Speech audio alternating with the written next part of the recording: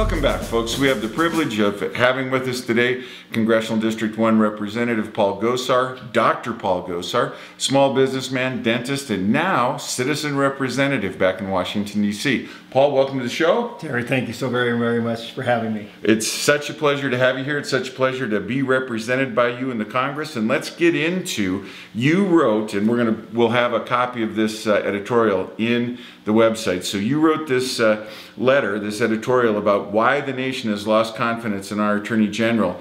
And in the most factual sense, let's deal with gun runner and gun walker for a second. And let's talk about the implication for good governance in terms of what the Justice Department is supposed to provide.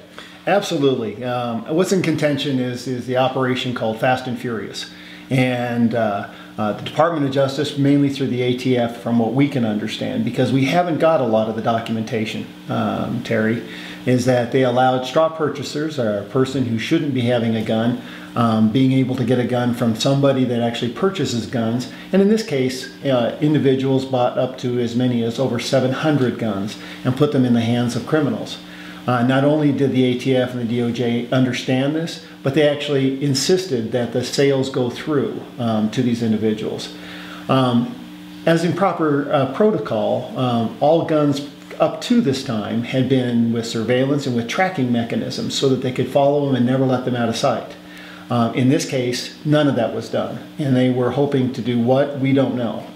We believe it has to do with our Second Amendment rights, but they lost over almost 2,000 guns. These are high-powered weapons, and they've shown up at crime scenes.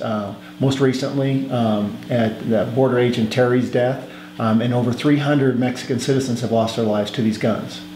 And there'll be a web link underneath this interview, and we've got two different links to stories on gun runner and gun walker that you can watch after this video. But the major point that they were attempting, that Justice wanted to do, was to indicate that small gun shop owners in the United States on the border were selling the majority of weapons to the cartels. And if you do the numbers, that's not possible, because you're talking about an army of 150,000 drug cartel soldiers. You're talking about a minimum of 150,000 AK-47s and another 150,000 sidearms.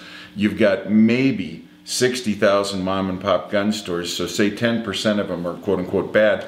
That means that those 6,000 would have had to be selling 20 to 30,000 weapons per store.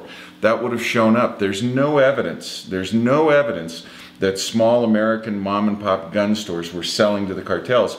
And the real evidence, and this is one of the things why I think the Attorney General isn't freeing up these documents, there's real substantial evidence that this is trade for the poppies that come out of Afghanistan, and the Chinese AK-47s are traded for poppies. The poppies go to the drug people, the weapons go to the drug people, and that's where these guns are coming from, because you're talking about hundreds of thousands of weapons. So I think the Attorney General's got a lot to explain. Now, you've asked for 60,000 documents and you've received about 5,000 Well, so the far? Inspector General has seen over 80,000 pages of documents, and we've seen about 6,000. But when I quantify that 6,000, roughly 6,000, most of it is heavily redacted and most of it is double and triplicates. So we haven't seen any of this stuff. We also had, the Inspector General's also been able to see over 70 witnesses. We've been able to see 20. The Attorney General came to our hearing very ill prepared. He made comments that some of the people that, like inline attorneys, never will ever be able to be seen, and that's protocol from previous administrations. When we presented him that it had been done in previous administration, he recanted his story. He constantly is ill prepared for committees. He's constantly trying to mix up stories. And constantly placated to the other side of the aisle, talking about further gun laws. And Terry, the one thing I also want to tell you, you're exactly right about the numbers of guns. But if we go back in timelines to April of 2009, Attorney General Holder actually made a statement and a speech in Mexico City outlining a process of being hard-hitting on gun running. The president, a week later, actually voiced his support for this and misquoted and actually lied about gun facts, stating that almost 90% of the guns found at crime scenes in Mexico came from the United States. That is absolutely false. The most that we can come up with is about 16 to 17%, and that's working with the Mexican government. Because when they're at a crime scene, what they do is they'll take any of the guns that look somewhat like being made in the United States, and then we'll send them over for verification. You've got a situation where this is clearly political on the part of the administration. They are anti-Second Amendment, they're anti-gun, and by implication, they're anti-gun shop, gun owner. And when you look into this, and I hope that you can get these documents, because here locally, just in Prescott, J&G Guns were contacted by ATF and told to sell guns to straw buyers. And when they would call in to ATF and say, look, we got a guy who yesterday bought, you told us to sell to him, he bought 20 AK-47s yesterday, he's back today, he wants to buy 50, we don't feel comfortable selling that number of guns, and ATF ordered the folks at J&G to sell those guns. So this is a pure political move to discredit private gun shop owners and make them look like the bad guys, when if you look at the overall numbers, it's clear that there are other governments, you can say rogue governments or terrorist governments, that are involved, because the gun owner shop, the owners of the small shops didn't move 150,000 AK-47s across the border to Mexico. That's just not, it's physically not possible. You're absolutely right. They put the federal firearms licensees in double jeopardy. They told them, and that's one of the things I wanted to make my point is when we talked to him is that the FFLs did everything they were supposed to do. In fact, many times there is written letters, there's emails, there's faxes saying something is wrong here. You've got to follow up. Something is wrong that you're having this happen. And they still persisted in this aspect. And it goes even further. They never even worked with the Mexican government. They used them as collateral, just like they did all the citizens here in Arizona as collateral. And that's what's so shameful about this. It's despicable that they used all of us, our property, our lives as collateral.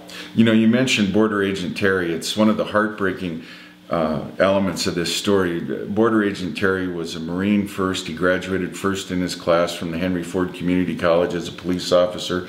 The human resource manager for the Border Patrol said if you would have put the casting call out for the quintessential law enforcement agent, that's who they would have sent you, was Officer Terry. And his family, who just filed a lawsuit for $25 million for wrongful death, the worst part about the murder of Agent Terry was he had already mailed his Christmas presents. They were told basically on Christmas Eve that he had been murdered, and then for the next week, presents kept showing up from the, to the cousins, to the nephews, to all of the folks in the family, and the Terry family was devastated by this. And no matter who you look to, Napolitano didn't apologize, the ATF didn't apologize, Holder didn't apologize, and I think on the front end, the Terry family just wanted somebody to say, oh my God, we're sorry. And nobody's done that. To this day, nobody's done that. And the minimum we owe the family of Agent Terry is an apology, and they haven't got it. We need the apology, the aspect of being human and understanding what's going on and their grief, but also to make sure that we find out who allowed this to occur. Put in checks and balances so that it never happens again, because this is wrought with fraud and wrought with problems if we're not going to correct this. And to look at this brave man and what he had to do is incredible. And I sympathize with the Terry family. All of us do.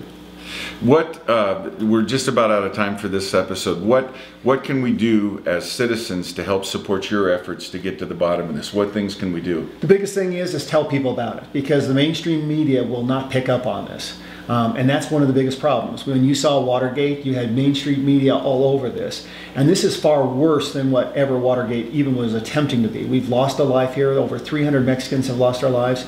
We want to contact the Hispanic caucus. Where's their voice in this whole aspect? This is something, there is something wrong here. When you got an attorney general playing the race card, when he's playing the Second Amendment card, these are our liberties, and they're at stake here. And what we need to do is tell people about them, because the word of mouth and the word of telling what's going on and getting people involved, that's the way we're going to get this accomplished. Folks, this is CD1 Representative Paul Gosar, Dr. Paul Gosar. I want you to get out and support him. I want you to go to his website and help him out. And when he comes to town, go to the town hall meeting. He's a great guy. He's worth supporting. He's our representative. God bless you. God bless Representative Gosar. God bless the United States.